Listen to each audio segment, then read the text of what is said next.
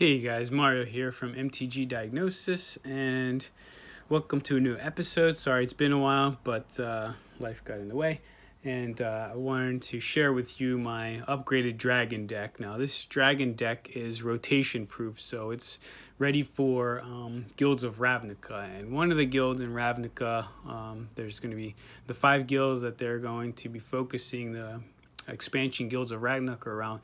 One of them is It, which is blue-red, and it's mostly dragons, or not mostly, but it has dragons and wizards, but one of the previous expansions, Return to Ravnica, had dragons in it. So I think the future of red is going to be more dragons than anything. With rotation in October, on October 5th, when Guilds of Ravnica comes out, there's cards like Bomat Courier, the Scar Mage, and a bunch of other aggro red is going to rotate out. So I have a feeling that looking at red, goblins and dragons is kind of like the focus that they're going in. And this dragon deck is undefeated at my local LGS.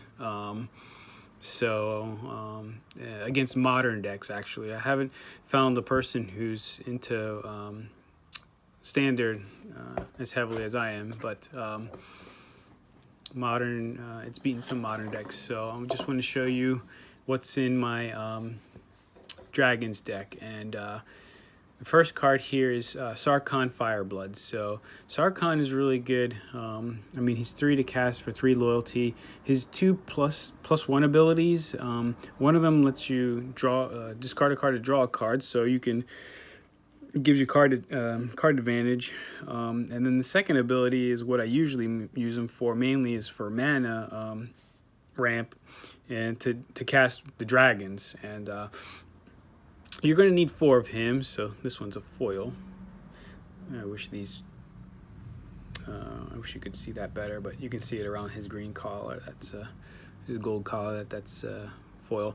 And you're going to need 4 of him, so snatch up your Sarkhan Firebloods before Guilds of Ravnica comes out in rotation, because I have a feeling that he's going to get more and more valuable with the rotation. The other card you're going to need 4 of is Spitflame. Spitflame is a really good instant in that it does 4 damage for 3 mana, but you can bring it back to your hand just by playing 1 red mana. So later in the game, whenever you cast a dragon and you have a couple of these in your graveyard, it's going to be really handy to get them back into your hand to get rid of your opponent's creatures. And most creatures have 4 toughness or less, so if you can get, later in the game, you have 6 mana available. You have 2 of these in your graveyard, or 8 mana available, 2 of these in your graveyard. Cast a dragon, pay 2 red to get them back, and then pay another 6 to cast it, so you can kill something with 8 toughness. So that's the second.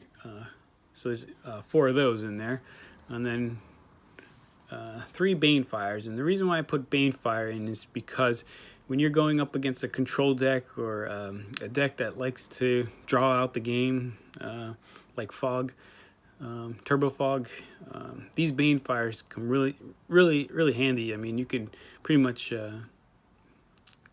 if you do 5 damage or more, it can't be countered, and they really can't do anything against it. So I put 3 of those in there just for direct damage, and it's a good card later in the game. The next card you need 4 of is Dragon Horde, and this is going to give you mana advantage as well as card draw. So 2 very important things in the game is being able to have extra mana, and also being able to draw cards. And for 3 mana, it's basically a manalith, but it also gets counters whenever you cast a dragon, and you can tap it to draw a card. So this is a really good card when you're playing it in a dragon deck. So make sure you get 4 of those before the prices of those start going up. 2 cards of Sarkhan's Unsealing. really good to do 4 damage to any target. I mean, you could do it's a great way to hit a planeswalker or an opponent for 4 damage whenever you cast a dragon, because most dragons are 4 more power, and if you have a 7 or more power creature, it does 4 damage to all of your opponent's creatures and planeswalkers they control, so, and to the opponent. So it's really good cards. So 2 of those, you don't want if you want to put more in your deck, that's fine, but I'm only using 2. Here's 3 of Sarkhan's Whelps. It's 3 to cast for a 2/2 dragon, and whenever you activate your Sarkhan's ability, it does 1 damage to any target, so it can get rid of a lot of 1 toughness annoying creatures. Plus it's a dragon, so it's a creature type dragon, so that helps trigger your Dragon's Horde and other cards in the deck. You want 4 Nicol Bolas. So this is the card that everybody fears when you play this deck, and rightfully so. I mean, it's 4 to cast for a 4/4 flying. They have to discard a card, and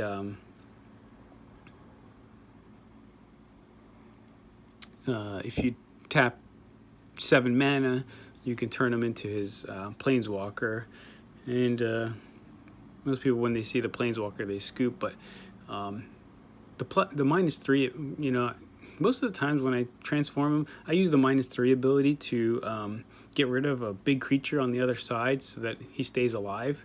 So then he's got 4, and then I'll +2, and then if you want a -4, this last ultimate, the ultimate ability, I've never even used it because I use them for those middle 2 abilities and the top ability. So really good, helpful, and card advantage, and so need 4 of those. And then next would be Varric's Blade Wings. So there was dragons in Dominaria that didn't make any sense until M19 came out, and Varric's Blade Wing is one of them because it was a 4/4 legendary creature, 4 to cast for 4/4, and a kicker 3 to put another 4/4 flying creature into play, basically a copy of it. So 2 of those is all you'll need.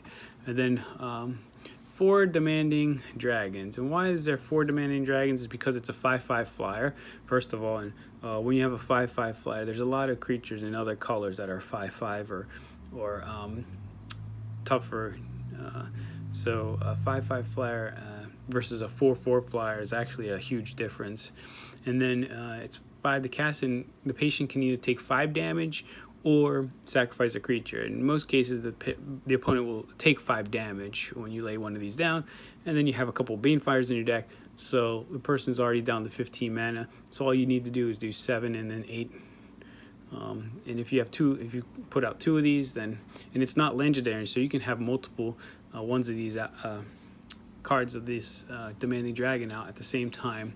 The next you'll need is 2 Lathless Dragon Queen. She's 6 to cast for a 6/6 flying, and whenever another non-token dragon enters the battlefield, you create a 5/5 red dragon creature token with flying, and she gives all your dragons fire breathing until end of turn. So if you have it's synergized with so many other creatures, and that's one of the reasons why there's 3 Sarkhan whelps in the deck, because if she's out and you cast a whelp, there you go. There's not only do you get a 2/2 flying, but you also get a 5/5 flying red dragon token. And then 2 Darigaaz Reincarnated. So everybody thought this card was horrible when Dominaria came out. Well, not horrible, just not good. It was just okay, and it was one of the mythics. When you open up a Dominaria pack, you're like, I can't believe I got this card. So it's 7 to cast for a 7/7 flying trample haste, and if he dies, you exile him with 3 egg counters, and then each turn you take off an egg counter, and after the egg counters are gone, he's back into play onto the battlefield. So one, he causes your Sarkhan's Unsealing to ping. So later in the game, that's really good to do 4 damage. 2, he's haste, so he can attack the same turn he comes in. And 3, he also triggers your Dragon Horde as well as your Spit Flame, which is good. You're gonna have a couple of them in your graveyard by the time he comes out. So 2 of those is what I recommend. And you notice he's black, red, green. Nicol Bolas is black, blue, red. So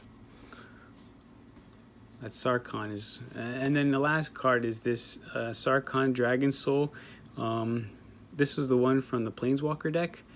He's 6 to cast for 5 loyalty, but you can do a +2 right away, and then you do another +2. He's up to 9, and then the 3rd turn you can sacrifice him to search your library for any number of dragon creature cards and put them into the battlefield. So you can put all your you get a whole bunch of dragons onto the battlefield with just his ultimate. So that's a really good card to play. Also, it helps to have another, when your opponent sees this, and then he also has an ability where he could do 4 damage for -3. So he's basically like updated Chandra, Torchbearer, or Torch Flame, or whatever her name is.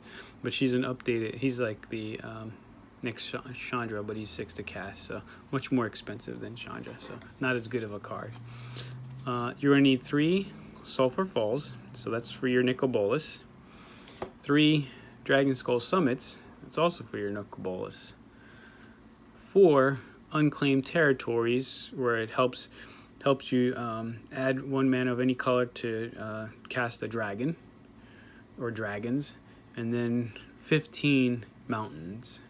So if you notice, we don't have any rockbound crags or timber gorges. No dual land to give you red and green. So the Daragaz is dependent, but by the time you're able to have enough mana to cast Daragaz, you'll have a couple of Dragon's Hordes outs, or a couple of unclaimed territories out. So you'll be able to cast them with no problem. And like I said, I've been playing with this deck for a couple weeks now at my local game store, and it's doing really well. Can't wait to see what Guilds of Ravnica comes out with. I'm positive there's going to be dragons in there, at least 1 or 2, which I'll probably switch out a couple of the demanding dragons for those. But let me know what you think about the deck. If you have a chance to get, start making yourself a dragon deck, I recommend starting doing that now, because I definitely think that red dragons is going to be a viable option for standard this rotation until next year. So